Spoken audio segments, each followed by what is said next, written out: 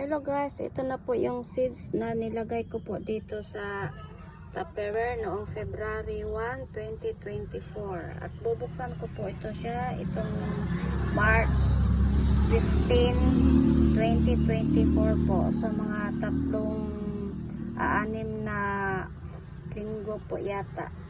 So ito na po siya, makikita po natin sa loob na tumutubo na po siya. Ito yung Fuji apple seeds po. Ito. Bubuksan po natin para atin na pong maitanim sa maliit na pots. Ito na po siya guys. So, tingnan niyo. Yan. Oh, nilagay ko lang po siya dito sa Tupperware. Tapos binasa ko lang po ng konti yung tissue paper at saka tinakpan. Tapos nilagay ko lang po sa tabi na hindi po siya masyadong maiinitan. Pagkatapos po nito, pwede na po natin siyang ilipat dito po sa maliliit na pots. Yan lang po at maraming salamat. Sana may natutunan po kayo dito sa aking munting kaalaman. Salamat!